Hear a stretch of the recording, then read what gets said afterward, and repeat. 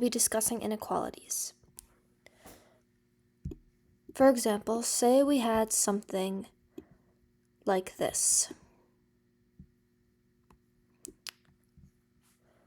The inequality sign points towards the larger number, so this means that x will always be larger than 3. If we had something like this, x could be larger than 3, but it could also be equal to 3, but it is certainly not under 3. Let's see how we would graph this on a number line.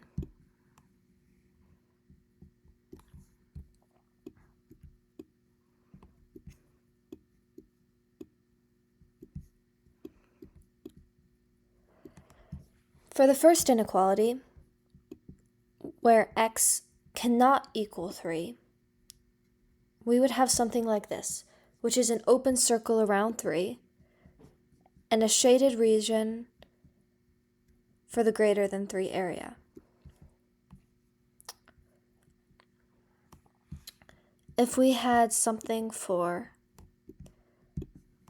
the x is greater than or equal to 3, it would be exactly the same, except the circled area would be shaded in to show that that can be equal to 3. We're shading in all areas that x can be. There could also be multiple values of x that make this true. There are many values of x that make it true. 10, a million, 3.1, very many. We'll probably want to know how to solve inequalities so we can find out what x can be greater than or can be less than. For example, say we have this.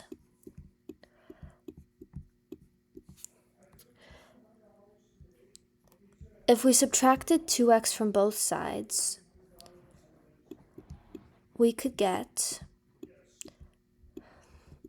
something like this.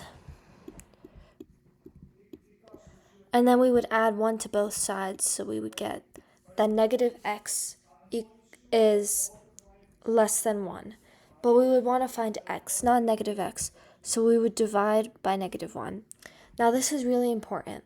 When we divide by a negative number in inequalities, we need to flip the inequality sign.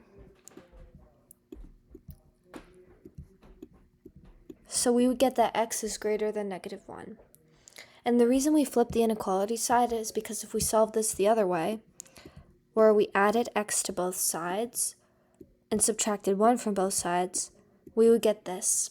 And we want these two things to be equivalent because they are both accurate. And they are both definitely ways we can solve. Now let's solve situations where we could have multiple inequalities.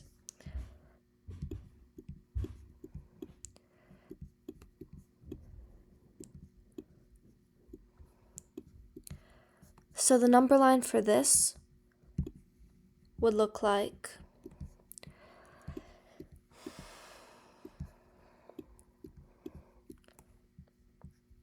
this. So we would have an open circle at 1 because it cannot equal 1, and a closed circle at 0 because it can equal 0. And the shaded area would be in between. Let's say we're the opposite, where it can equal everything but that area. It could be over here, or it could be over here, but it cannot be the area between 0 and 1. How would we represent that? Well, we would have that as two separate inequalities that are both true. So x is less than or equal to 0, or it would actually be or, because there's no way that this can both be true. X can either be less than 0 or greater than 1. So it would be x is less than or equal to 0, or x is greater than 1. But this inequality up here means that both of those have to be true.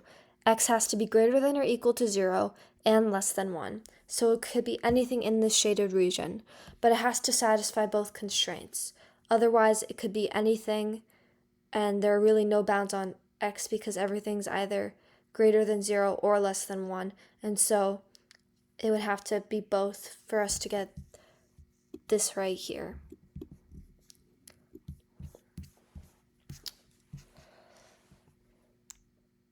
So let's try and determine an inequality from its graph.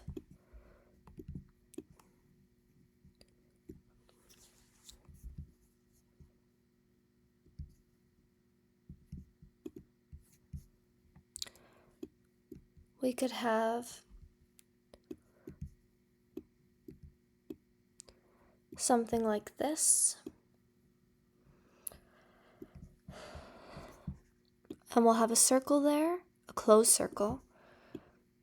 Could have an open circle here. Now this must be an OR function because there's no way any inequality could satisfy both. It could satisfy one or the other. So it could be that X is less than 1. It would not be less than or equals to because as we can see it's an open circle and the shaded regions are things that it could be. And for here, it would be X is greater than or equal to 2. But it has to be one or the other. For example, 3 would satisfy the second one, but it would not satisfy the first, but it would satisfy the thing overall because it only has to satisfy one. It only can satisfy one. Let's say we had something like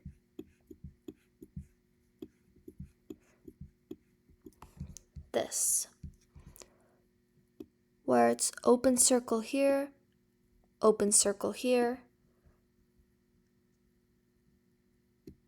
and closed in the middle.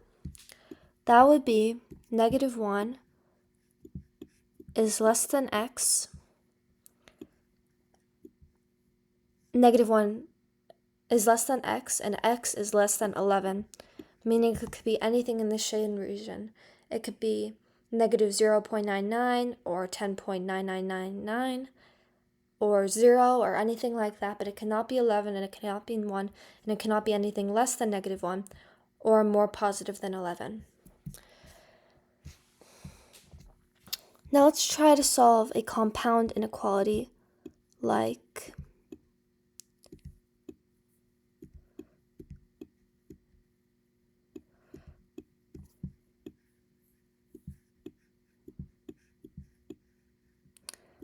the first step we would take to solving this would be to subtract 3 from both sides so that we get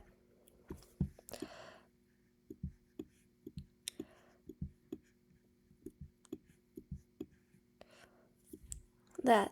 And then we can divide both sides by 6 to get an isolated X that we can graph.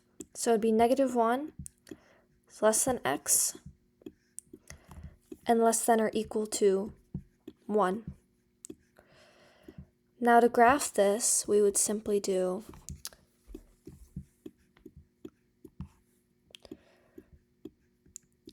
we would have the circle be enclosed at 1, and open at -1, and shaded in between. And there you have it. That's how you would solve inequalities, and that's how you would graph them.